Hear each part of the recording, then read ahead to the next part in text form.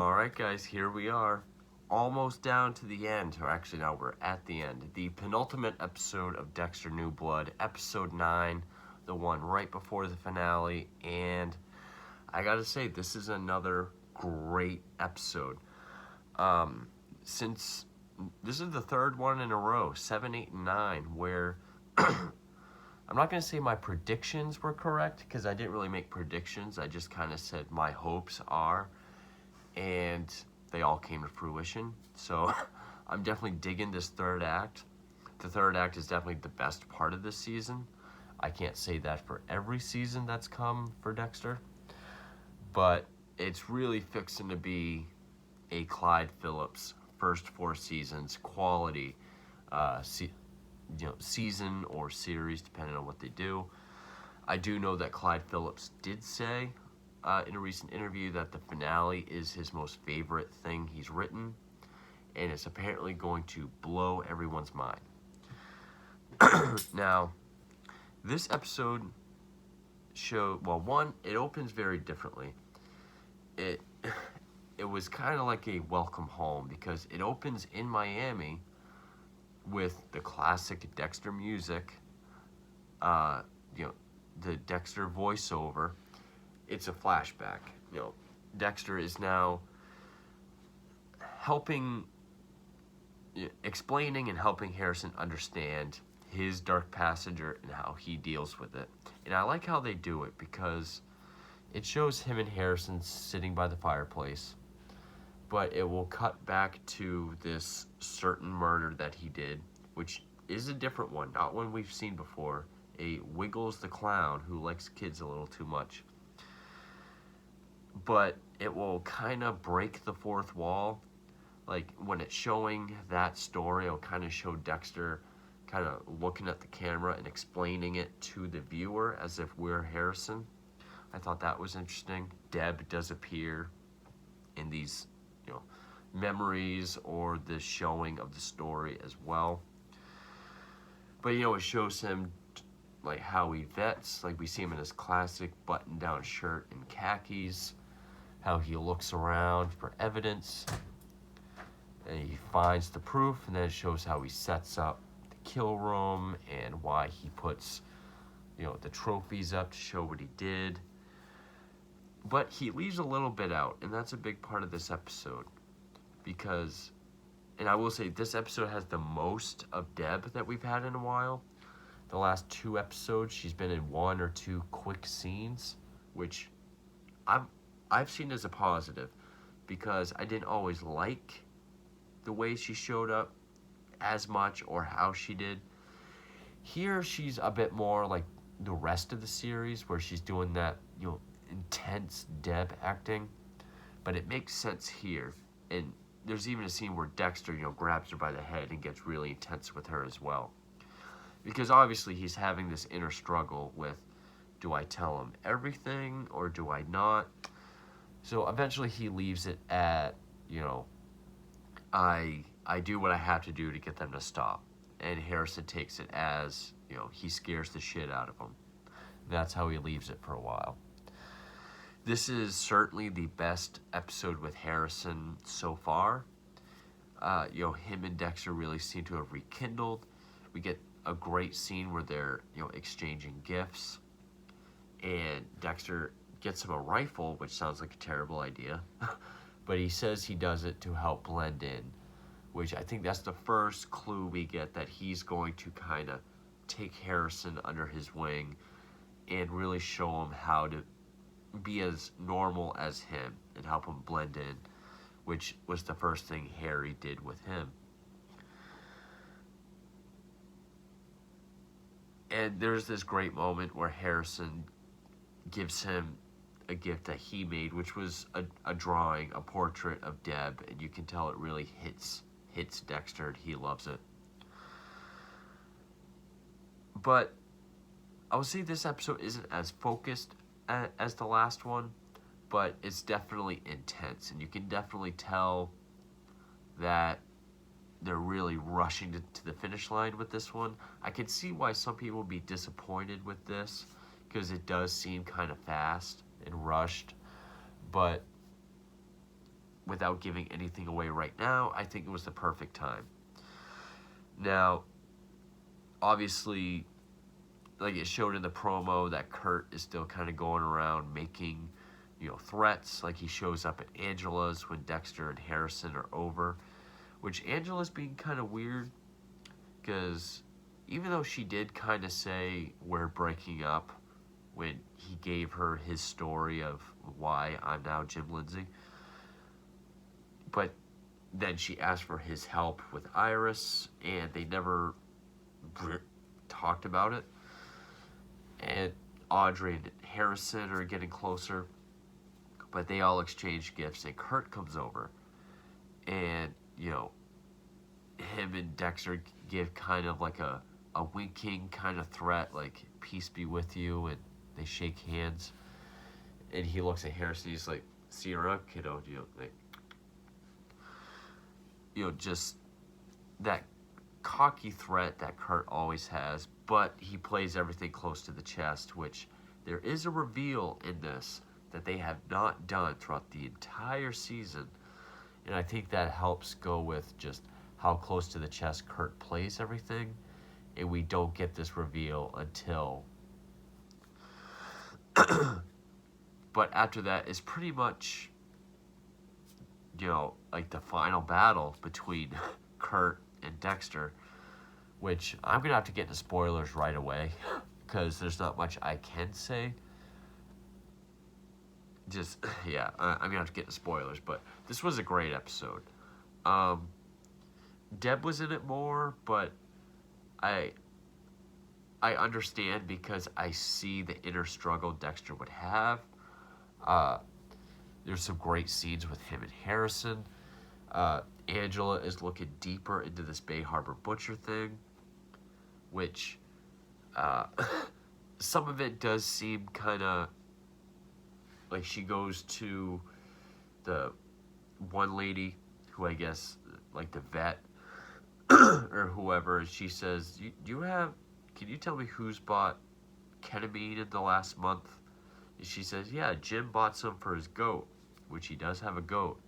And Angela starts like crying and being like, oh great, yeah, that's awesome. Which is not that far-fetched. Which I do like how this whole ketamine thing is pretty much like that's what her theory is hinging on. Like, yes, he worked in a homicide in Miami and then faked his own death and is pretty much running from something. Bay Harbor Butcher used ketamine. He was in Miami, went after criminals. Okay, there is a lot she could go off, there's a lot she can look into, but it's really focusing on this ketamine usage. Also because of the guys up here that she's looking into. But anyway, yeah, this is definitely a second to last finale. I love how it's setting everything up for the final act, the final episode. When I get into spoilers, I'll talk about why. If people are disappointed, I get it. I can see why. But for me, it worked perfectly. I thought it was a great episode. It definitely one of the better ones, and goes along with 7, 8, and 9, three of the best in a row. It gives me better hope for the finale. So with that, I will get into spoilers.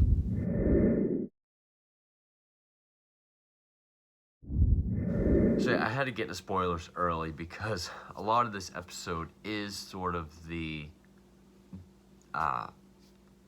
final parallel between Kurt and Dexter, which I've kind of said in every episode has happened, but Kurt is going to get his revenge on them.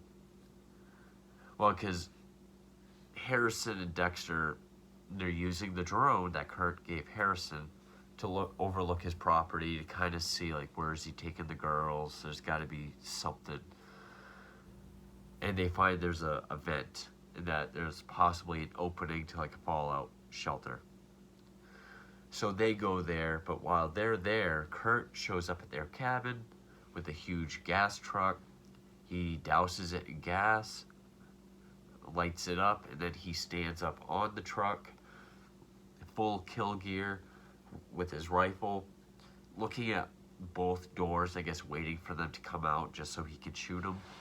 But then he realized that, it shows he's like, what the hell? Because no one's coming out. They get to Kurt's property and they find the entrance. They start going down and there's a camera with a tripwire. They step on that, which rings his phone, so he sees that they're going down. They're already ahead of him. I know some people are saying they looked at the cameras kind of like a fuck you, like we're ahead of you. To me, it just looked like they're climbing down. They looked at the camera. But they get all the way down there, and as I've said earlier, just with how layered and how close to the chest Kurt plays everything, we finally see what Kurt's end game is, what his final goal, what his trophies are. He's got all these shipping containers buried underground, kind of like a fallout shelter, or made like one. And he's got all these display boxes with little windows that all his victims are in. They're all embalmed, preserved, with makeup and a white dress. There's got to be more than a dozen on each side. And they're just walking through, looking at all of them. And we get the reveal that the last one is Molly. Yeah, the podcast girl, which people have said, because she wasn't in the last episode, I think I touched upon this. They said, oh, he must have got to her, but it'll be revealed in this episode. Which, because in the beginning of number 8, it does show him in his Tyvek suit in his a medical room where he does the embalming, but it doesn't show what he's doing. I guess it was Molly. And this is where Dexter finally says, Harrison asks him, like, you don't just beat them up. That doesn't stop them. You kill them. Dexter says, yes. There is a point, like, where Deb is there. She's like, you can't tell him. You can't tell him. It's like, there's other options. And Dexter just grabs her by the head. It's just like, he will end up in prison. This is the best way for him. So he admits, and he even admits to him, I killed Arthur Mitchell. I killed Trinity. Because Harrison says one of his fantasies is he wants to kill Trinity with his own, not his own, but with a razor. And he even asks him how many times he's done it, and he says in the hundreds. I don't think he has over 200, but I am pretty sure it's over 100. If you count up the slides and just how many people he killed without slides. But, and so yeah, I like the moment where he tells him, just, I killed Trinity. And then we get the moment that I think people have been planning on or wanting to see this ever since the first trailer. Kurt gets to his house. He starts clearing out his safe, just envelopes of money, weapons, possibly a passport. Like he's gonna bail. There's nothing left for him. Dexter shows up, juices him, and he's down on his embalming table. And we have Dexter and Harrison. And Dexter keeps checking in with him, like, you all right? Do you need to go outside? And one thing it hints at, actually I'll save that, Kurt's kind of mocking. He's kind of just like, oh, what? He's like, why did you try to kill me? And Kurt's like, oh, because, oh, wait, you don't know. Because your dad killed my son. It's nothing personal. He's still cocky and he's still arrogant, even when he's strapped to a table. And, he stands by, like, his theory is that he's saving these runaways. Because if they continue to run away, a trucker like his dad would pick them up and brutalize them. So here he gave them, a nice home. meal, heat, comfort. But then he still told them to run, and or maybe it's because they chose to leave. I guess they, well, no, because that last girl he had to force out of the room. But yeah, so he shot him to preserve them, I guess. And then finally, Dexter is the one that stabs him, and you can tell he's really enjoying it. I'm sure people will say they should have had Harrison do it, or, because I've seen some of the comments. People have wanted Dexter and Harrison to just go on a tag team vigilante spree, which totally I don't think that would work. I like how they're doing it this way, like teaching him the code, and sure, the first one he sees his dad killing probably should be the guy that tried to kill him. But there is an interesting detail, which is as the blood comes down, hits the floor, it starts pooling up towards Harrison. He starts backing up towards it, almost like he's afraid of it. And he has flashbacks to when, Rita was in the tub and the blood was coming towards him on the floor. So maybe he won't have the same love, affection, or trigger to blood that Dexter has, which is a very interesting concept. Or maybe it's just the way the blood was coming towards him. But then Dexter shows him how he dismembers him and how he takes him to the incinerator. But also, Angela finds on her door, still during Christmas while everyone's there, an envelope. And inside it says Jim Lindsay killed Matt Caldwell. And it's all the pins that he had in his knees, I think it was. So she's going off on that. Also, she goes to the hotel where Molly was staying, and she's like, well, if she checked out, why is the safe still locked? They open it, and, the device that she used to record everything, she's like, Molly would never leave without this. So now she knows something's up. So now she's probably going to be looking into Kurt and or Jim Lindsay, which the promo for next week looks crazy. And yeah, that was pretty much the episode. There's some finer details I probably didn't get into, but I did say during episode 8, I wouldn't mind it if they finished off Kurt in episode 9, so that episode 10, if that truly is the finale, they need to focus that full hour on investigating him, and if he's going to get caught, or if he's going to try to get out of it, or whatever's going to happen to him, he deserves that full hour episode. So finishing Kurt off in this one, I thought was perfectly fine. It did feel kind of rushed, but which is why people don't like it. I get it, but I would have much rather had it this way, or have it this way. So I am glad they did that. I'm glad because I knew they were going to kill Kurt. He's the big bad of the season, so I knew he was going to be killed, and I'm glad they got that out of the way before the finale, because I do want them to focus on that investigation. Also, we never really get to hear Molly's podcast of Bay Harbor Butcher. We just hear the beginning, where it's like she's already done some research, and she has this theory that it wasn't James Stokes and that he is still out there somewhere. But we'll see this coming Sunday, which I can't wait. But yeah, this was a great episode. Definitely. And so Trinity is still the only villain to appear in every episode of the season that he's in. If Kurt was still alive in the next one, well, actually, he could still appear even in flashbacks.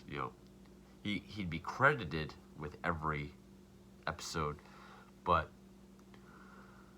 and so yeah, we still just had that one brief cameo with the "There, Daddy will be home soon" by Trinity. But they've really given Harrison some character growth with this one. I could tell they were going to, we waited so long, and then that moment at the end of last week, and then this whole episode. I think they did find a happy medium with Deb with this, with using her more, but in ways that really make sense with how it's going to be this, struggle with what he should and should not say. I like how he came clean about Trinity to Harrison. I like how, it's this moment while they're hunting Kurt, they find his trophies and what his final end game was, and then while he's on the table, that's when we get his rationalization. Because he's been such a secretive, layered character that up until the final moment, it's been a mystery up until then. I liked that. And yeah, I really can't wait to see how this investigation goes. In the promo, it did show like Dexter walking in and facing the camera. The background looked like he's getting a mugshot, like he's being arrested. So, I can't wait. I'm nervous, but ever since episode 6, I've made hopes. I hope they do this in the coming episodes, and they've all happened. They've all, I've been more than happy with each episode consistently or more for the last, since then. So hopefully the finale will really be satisfactory and it won't end that streak. But also just the beginning taking place in Miami and having like the same kind of color palette, seeing Dexter in his classic street clothes and his classic kill clothes with that music and voiceover really was like kind of coming home for the holidays almost. It had this very warm, cozy feeling, so that was nice. And Kurt's chapter is over, so now we got to see the fall of Dexter Morgan. And again, I know people will probably be pissed that he got killed off in episode 9 kind of quickly, or at least quickly within the episode, but again,